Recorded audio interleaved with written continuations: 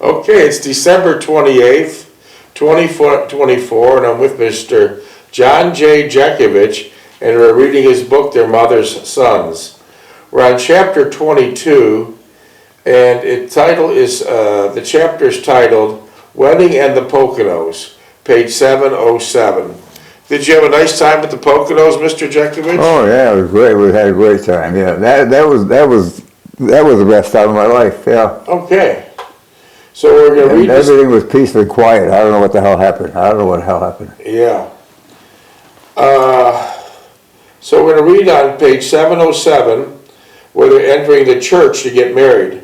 The priest entered for several minutes to see how things were going and to sign all the formal wedding papers. I thought it was just a ruse to get a donation from me, but I took it into proper perspective and had a pleasant, short conversation with him. Lucky joined the ceremony just before it was ready to start. It was then the first glimpse of Delphine as she walked down the short aisle with her father in her wedding gown, and she looked angelic, and I could see a happy expression on her face as she glanced at me. She looked saintly, and for the briefest of the moments I thought of Renee, and somehow I sensed that she was watching us from aloft. As I got my first discernment of the people attending the ceremony, it was a small group of people, more on Delphine's side of the family than mine, but small in comparison to what I had witnessed at Stephen Millie's wedding. It did not affect me in the least, as all my thoughts were with Delphine when I observed her coming toward me to stand by my side. As she stood beside me, she reached out for my hand and I held it tightly. Her hands were cool, which was unusual, and she was feeling some angst and apprehension. I glanced at her and smiled to reassure her, and she squeezed my hand tightly. I wanted to reach over, take her in my arms and kiss her and hold her until this ordeal was done with. As we knelt at the altar receiving the priest's blessing, I could not help but noticing a rather steam pipe traversing over the ceiling above the altar, leading upstairs to the classrooms. Do you remember that big steam pipe? Yeah, that we were down in the cellar, yeah. Yeah. For a second, I thought of it as an omen or premonition of things to come in our lives, but quickly dismissed it and concentrated on Delphine kneeling beside me. Both of us fumbled certain segments of the ceremony and either knelt when we should have been standing or vice versa. But we were not befuddled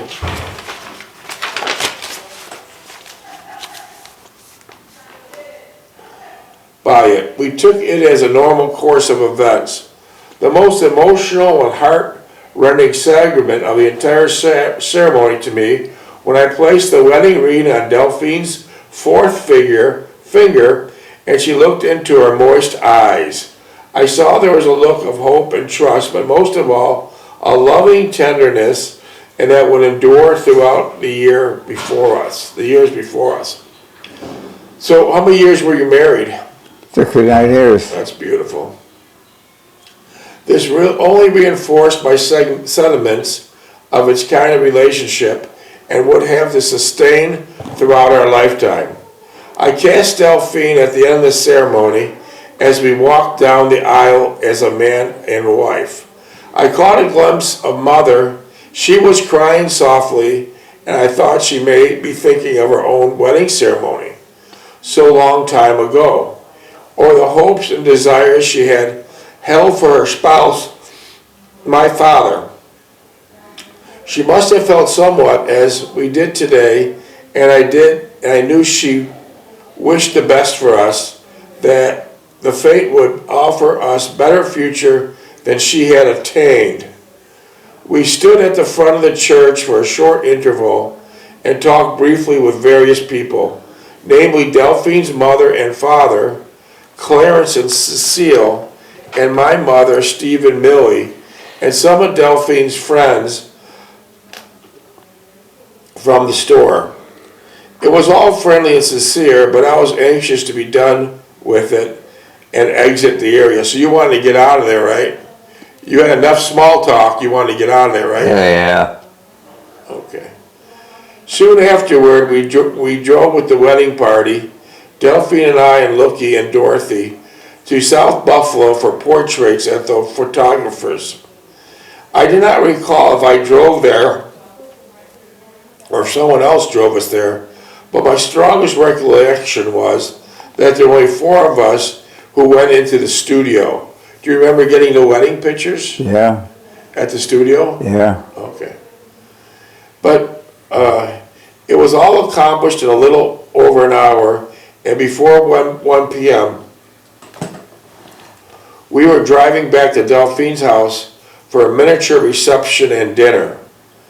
Delphine's parents had catered a dinner at the house, and there was only 18 minutes. 10 to 15 people present. So it was a nice small wedding reception, right? Yeah. Do you remember how kind of food you had? Oh, the food was good, yeah. It was catered, yeah, it was catered, Okay. yeah.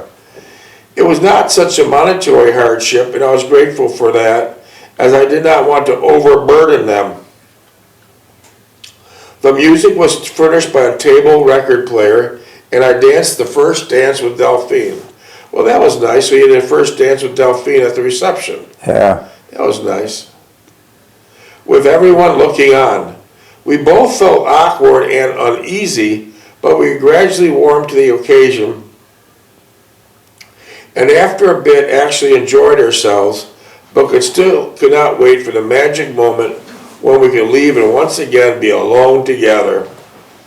Mother was quiet and pensive and in a reflecting mood, perhaps mindful of what lay ahead of us, and engrossed in her own thoughts, wondering and contemplating how all this would play out in the future. So it turned out perfect for your mother because she had Delphine by her side for 50 years. Yeah. Into her death, right? Yeah. Okay. That was good company. Yeah. She did not have much of a life before or after my father. Her children had drifted away, and she conjured if we would meet the same fate. Steve and Millie were robust and genial, talking to everyone and being very pleasant. They were also condescending in their little blithe spirit and gave everyone the impression that they were warm and sincere. I took offense at their posturing, but did not react. I attempted to stay away from their immediate area, which was difficult to do in the confines of Delphine's small living room. So your brother and Millie were really talking it up. Oh, yeah, center of the crowd. Center of the crowd. How Delphine and Millie get along with Delphine's parents? They said hello, they walked away. Okay. Delphine kept watching me from time to time. She would react whenever she thought I was going to say or do something to upset the atmosphere created here. She would raise her eyebrows slightly or come up to me and whisper softly to behave, as it was not much longer before we would be on our way to the Poconos. Needless to say, she was a calming effect on me and was one of the many reasons why I loved her so. Looking was no problem, as he was uncommittal and would occasionally talk to someone if the person initiated conversation. So Looking was the opposite. He was quite quiet. Yeah. Yeah. You might have get out of there. You want to get out of there. Where do you want to go in such a hurry? Huh? Where did he want to go in such a hurry? His buddies. Seidenberg, Miguelazzo. Okay. Want to go bowling or something? I don't know what the hell they did. I don't know. Delphine noticed and felt bad about it. Dorothy did not really know anyone at this reception, but only at a distance acquaintance. Lookie stayed only for a short time, long enough to have something to eat and drink, and left without much fanfare. It did not disturb or irritate me at the least, and at this point I guess I had resigned myself to his behavior and almost did not react to it. Delphine's parents were somewhat reserved and compliant, and I just took it was their natural predisposition. As they hardly knew any of us, what struck us most forcefully was the manner in which they reacted to Delphine and their attentiveness to Cecile, and Gloria, Delphine's sister, one older and one younger. It was almost as if Cecile and Gloria were the central focal point rather than Delphine on her wedding day.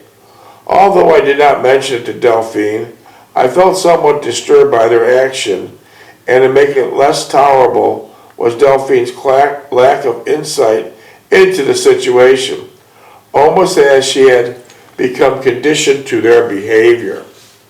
Mother, on the other hand, would converse with Delphine, compliment her on the way she appeared, and make little remarks about the wedding ceremony and how beautiful it all was. She fussed over Delphine as if she was her daughter, and I believe Delphine realized it and was pleased by it. So even at the wedding, Delphine and your mother got along quite well. Oh, yeah. Uh-huh. Oh, yeah. Yeah.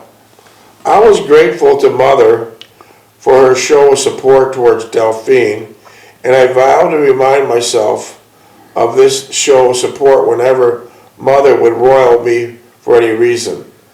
I knew for certain I would never allow Mother to treat Delphine in the cool, calculating manner her parents displayed before me that day. Not that my mother was incapable of such action, but I was certain that Delphine established a rapport with Mother that was sustaining and realistic. It was something I never established with her parents, probably because they reacted to me as they did to Delphine, with the exception being that I sensed it. I did not believe they realized my awareness. Around 6 p.m., Delphine changed to more suitable attire, and I shortly did the same. Do you still have Delphine's wedding dress? What? Do you still have Delphine's wedding dress? Probably in the closet someplace, yeah. Okay. Okay. Okay.